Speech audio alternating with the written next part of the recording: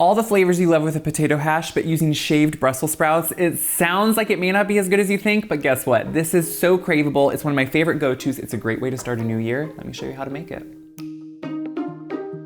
I'm not someone that usually gets onto a health kick when a new year starts, but I do think picking things after a holiday season that just feel a little bit lighter, brighter, and just really good to eat are things I do choose, like this Brussels sprout hash. Now we're used to potato hashes. Maybe you've even ventured and had a sweet potato hash, a corned beef hash. Delicious, I love them. Potatoes are wonderful.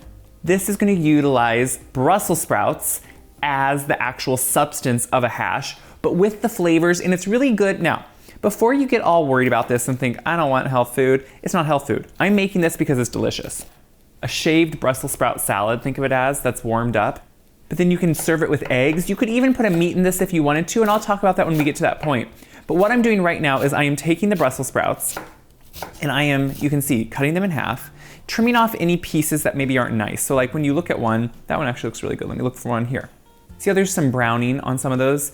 Cut off that little end, and then I cut it in half. And then if there's any of those like leaves that are kind of brown or have bad spots, you can remove those. Otherwise, if there are loose leaves, I use them and put them in it. Now, this is, I think, one important thing to know. I used to think, what is the point of a Brussels sprout salad when it's shaved or something like this? Why not just use cabbage? These are gonna take a while to chop.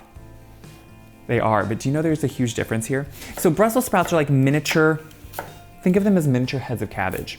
And so when you shave them like this or slice them really thin, when you cook them, they have a different texture than just big shards of cabbage. So this texture of this hash is so much better because it is using these shaved Brussels sprouts. So that's why we're using Brussels sprouts. That's why I think it's actually very important that you use Brussels and cut them like this. And it's just really good. So what we are gonna start with though, I'll finish those up here in a minute, is some onion. Now, the onion is just gonna be one onion and we're gonna slice it just because we're gonna make it easy. So you can see I chopped the end off where that root met the actual onion. So when I slice it like this, do you see how they're falling apart?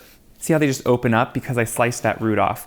So the onion's obviously gonna give it flavor, and what we are gonna do is saute it in butter. Now, if you wanna think, hey, for the new year, I wanna try something different maybe than just butter, use oil. You can use oil. Butter will have more flavor. And if you're wanting to, not necessarily for health reasons, you can even use ghee, which is clarified butter. The milk solids are gonna be taken out of that. So if you ever have like issues with the milk solids, you can use ghee and usually you don't. So what I'm gonna do is put this right in the butter. You can hear it has a little saute right away. And what we're gonna do is make sure we salt it too. You always wanna salt at every layer. It's gonna draw out some of the moisture, but also make sure to season it. The onions are just about done. You want them soft, translucent. What I'm doing here is I have some minced garlic that I'm just getting ready. And when we put that in, we want to get our spices ready and our seasonings. So what we're doing to kind of bring some of that classic hash flavor, but also kind of play up the Brussels sprout flavor, a little bit of caraway seed. I love caraway. It's a classic kind of with like a sauerkraut usually, but it works really well in this sauteed version. So I'm doing whole seeds. So we're gonna throw it right into like a mortar and a pestle, or you can use, the bottom of a cast iron pan and just crunch it. And then some whole mustard seeds.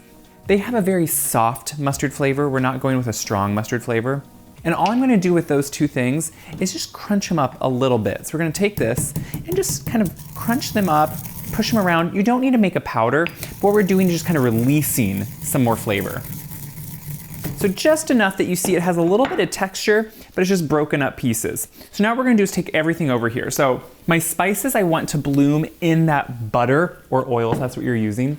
And so we're gonna add in the caraway, the mustard, a little bit of paprika, again, kind of a classic spice here. Just a small amount of red pepper flakes, just for a little bit of heat to wake it up, some black pepper, and then also all of this garlic that I minced up. And what we're gonna do is put these in and let them just heat up in that butter just for about a minute.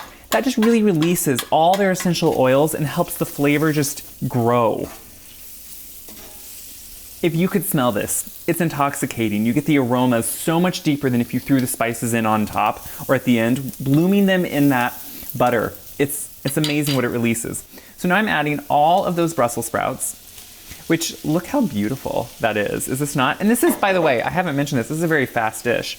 You can stir it around just a little bit, so you kind of work some of those onions and spices up into this, but we'll start here more at the end. What I wanna do is now just let the heat do the work. We're gonna add just a splash of water, just for some steam.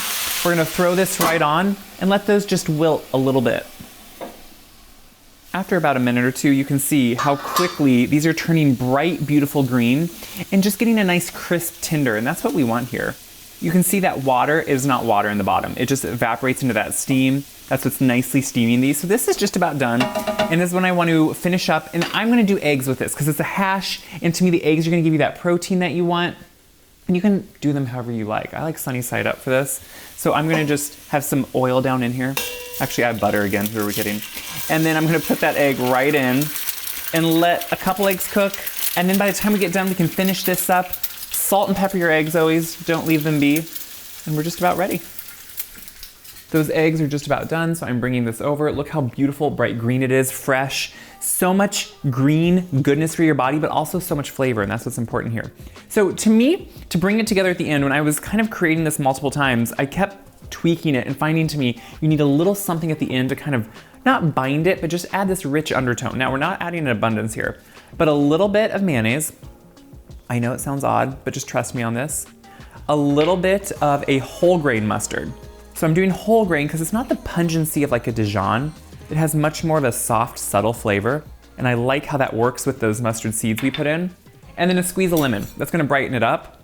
Anytime you can add lemon to something at the end, it just adds this nice hint of goodness. I'm just gonna make sure I don't get seeds in there, but look at that juice going right in. And you just wanna stir that in. So it's to the point where you don't really know what's in there. So don't tell me you don't like one of those things until you try this, because it's what you're doing is richening it up. Richening, that's a new word I just invented. You're just adding a little bit of this richness undertone. It adds kind of just a better mouthfeel, I think, when you're eating this. You know, potatoes have a creaminess. This hash does not as much. So now it kind of brings it together in a really beautiful way. I mean, look how beautiful this looks. I just think it's gorgeous. So I have my eggs. You can do them however you want. You could even serve it with scrambled eggs if you wanted to. I am not here to tell you how you have to have your eggs. I just like that yolk to be runny.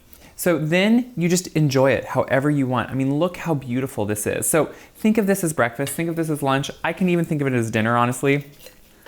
And that's just how I like it. I mean, look at this beautiful, it's gorgeous.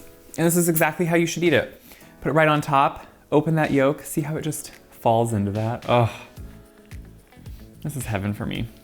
And then you can just have everyone asking you what this amazing thing is.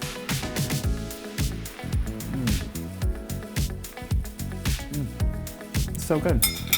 It gives you moments of hash, the flavors. Obviously it's not potato. I'm not trying to say it is. What we're taking is those flavors, that idea, the process, and creating something so good out of it. Happens to be very good for you, happens to be very wholesome, lots of green for your body. Forget green juice, okay? That's like gross. Try something like this where you're getting lots of green goodness in really delicious ways. That's what I hope you do with this. I hope you share this video around so other people too can see good food, healthy food. It's possible to make it home. If I can do it, you can do it. Check my website, wyseguide.com. That's where this recipe is gonna be forever. That's where you can print it off, go back to it, and find all my other recipes. Until then, have a beautiful and healthy new year.